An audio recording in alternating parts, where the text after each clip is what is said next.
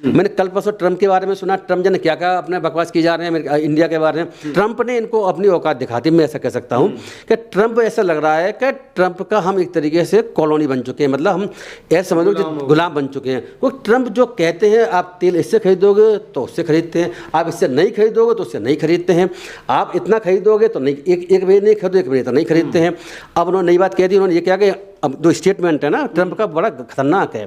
Trump ने ये कह दिया है कि भाई इंडिया ने हमें पहले अपना खूब लूटा है, अब हम फायदा उठाए, अब हम इंडिया से फायदा उठाएंगे।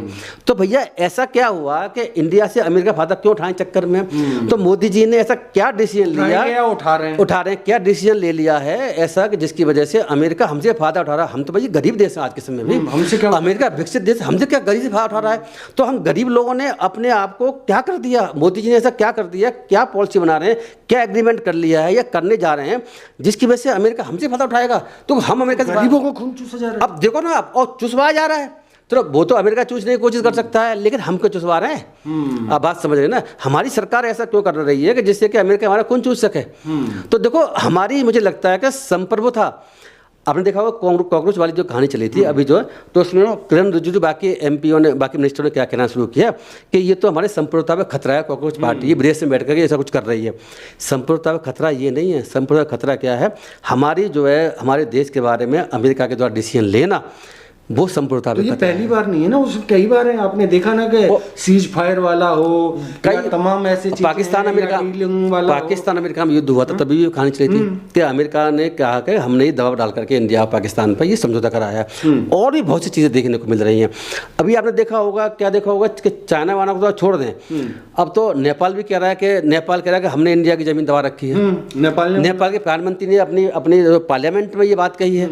अब देखो ना क्या स्थिति देश में चल रही है। मतलब बने 56 इंची के बनने चले थे और हम, मेरे हिसाब से तो कोई इंची विंची नहीं, 56 इंची तो क्या, मुझे लगता नहीं है 10-5 इंची बची हुई है।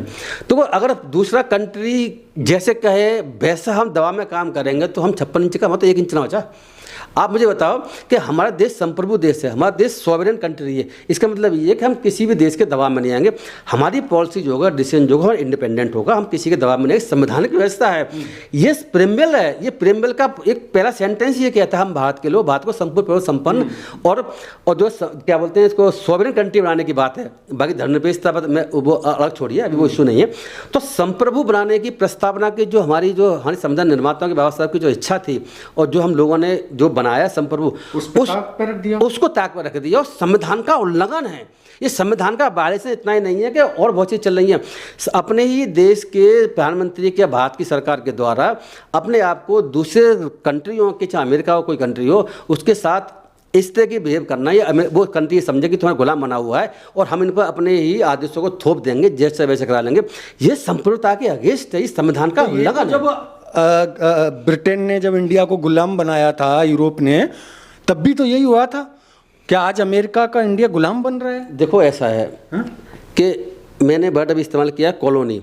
ऐसा लग रहा है कि इंडिया जो अब अमेरिका की कॉलोनी बन चुकी है, मतलब एक औपनिवेशीकरण हो चुका है, मतलब उसके हम अंडर में काम कर रहे हैं। जैसे कि पहले हम जो है ब्रिटेन के प्रधानमंत्री को बनाया गया अमेरिका के द्वारा। देखो प्रधानमंत्री को नहीं, हमारे देश को प्रधानमंत्री ने देश को गुलाम बनवा दिया। आप ऐसे कहिए ना कि प्रधानमंत्री जी ने जो भी पॉलिसी अपनाई है, जो भी एग्रीमेंट अमेरिका के साथ किए हैं, उनके दबाव में जो भी काम किए हैं, उससे ऐसा मैसेज जा रहा है कि भारत जो है पहले इंग्लैंड का गुलाम बन गया था, कॉलोनी बन गई थी, अब हम अमेरिका की कॉलोनी या गुलाम बन चुके हैं। ऐसा मैसेज जो है पूरे वर्ल्ड में जा रहा है, क्योंकि मोदी जी जो भी कह रहे हैं, ट्रंप जो है उसका जवाब भी तो नहीं दे रहे। या तो वो कह रहा नहीं वो झूठ बोल रहे हैं, ऐसा नहीं हुआ। मोदी जी का आज तक जो है मैंने कोई स्टेटमेंट नहीं देखा।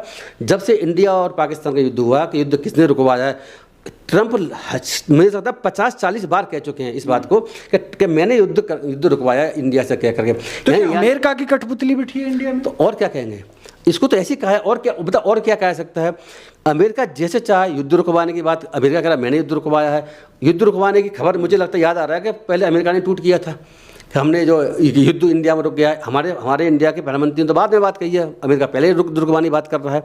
तो ये सब चीज़ें क्या बताती हैं कि हमारा देश अब संप्रभु देश भी रहा है क्या, इस पर भी डाउट पैदा हो गया। क्योंकि इंडिया के एरिया में आके ईरान के लोगों को मार देते हैं नौसेना को, वो भी आपने देखा, वो भी आप देखिए। एक बात और जोड़ दें इसमें, क्योंकि अभी हम आप लोग चर्चा कर रहे थे किस बात के पीछे, मोहन भागवत जी क्या कह रहे थे। मोहन भागवत जी ने क्या कहा था अभी कुछ समय पहले, आपने मुझे न्यूज़ दिखाई, आपने भी देखी है, कि वो ये बताती है कि मोहन भागवत जी कह रहे हैं कि विदेशों से चंद लोग आते रहे हमारे इंडिया में, आने के बाद हम उनसे काबिल थे, हम उनसे शक्तिशाली थे, ताकतवर थे, लेकिन फिर भी हम उनसे गुलाम बन गए, है ना। तो उन्होंने ये बात कही है। तो देखिए ऐसा है कि उस गुलामी के पीछे जो मेन रीजन था, वो रीजन था हमारे देश का बटा होना, जाति में बटा होना और धर्म में बटा होना। और तीसरी बात क्या है, जाति में खासतौर से SC और ST शूद्र वर्ग है, उसके अधिकारों का बिल्कुल ही हनन करना। तो वो आपका साथ कैसे देंगे? उनको आप किसी पद पर लेंगे, आपको मिलिट्री में, फौज में, सेना में किसी उस पर नहीं ले जाएंगे, अपने आप को समझेंगे, सुपीरियर समझेंगे, तो वो लोग आपका साथ कैसे करके होंगे? क्या मुस्लिम शासक जो आए थे पहले, वो कौन थे? वो तो वहाँ के राजा थे। उन्होंने आकर के इंडिया पर अटैक किया और इंडिया को कई बार उन्होंने जीता। अलग समय पर राजा आते रहे, अलग कंट्रियों से, अफगान से या किसी कंट्री से, इंडिया को जीतते रहे और इंडिया पर राज्य करते रहे, वो एक अलग कहानी है। लेकिन जो ब्रिटेन ने हमें गुलाम बनाया था, ब्रिटेन ने हम पे आक्रमण नहीं किया। ब्रिटेन की तो एक कंपनी, प्राइवेट कंपनी वो इंडिया में आती है और प्राइवेट कंपनी इंडिया में राज्य कर लेती है, प्राइवेट कंपनी इंडिया को अपने कंट्रोल में कर लेती है। आप देखो ना क्या कहानी थी।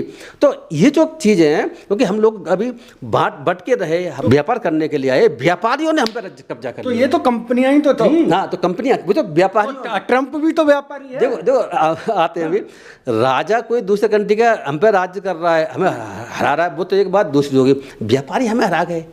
तो हमने जो व्यवस्था बनाई थी, उस व्यवस्था में बहुत बड़ा खोट था और उस पर पूरा भारत एक भी नहीं था। एक बात ये भी थी। तो देखो ऐसा है, मैं बात इसीलिए कह रहा हूं कि आज के समय हमें चाहिए, भारत सरकार को चाहिए कि हिंदू मुस्लिम को बांटना बंद कर दे। नहीं तो रोटी तो उन्हीं पर चल रही है। नहीं तो रोटी नहीं चल रही, इसको कहोगे सरकार बन रही है। उस पर सरकार बीजेपी की इसी वजह से बन जाती है, क्योंकि वो जो है हिंदू मुस्लिम करा करके और हिंदुओं को पोलराइज करके उनके वोट ले लिया करते हैं। लेकिन मैं फिर कहूँगा कि ये बांटने की राजनीति है ना, ये कामयाब नहीं होगी।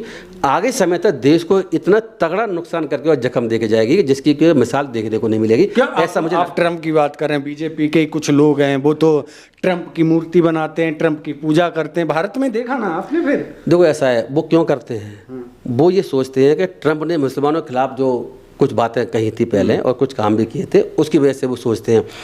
मोदी के जितने भी सरकार के लोग हैं या उनके सपोर्टर हैं या भारतीय जनता पार्टी के लोग हैं या और हिंदूवादी संगठन जो भारतीय जनता पार्टी सपोर्ट करते हैं, जिनको आप जो अंधभक्त बोलते हैं, वो अंधभक्त जो है उन्हें बस कुछ नहीं चाहिए, चाहे देश में कुछ ही होता रहे, पर मुसलमानों की ऐसी तैसी कर रहे हो तो ठीक है।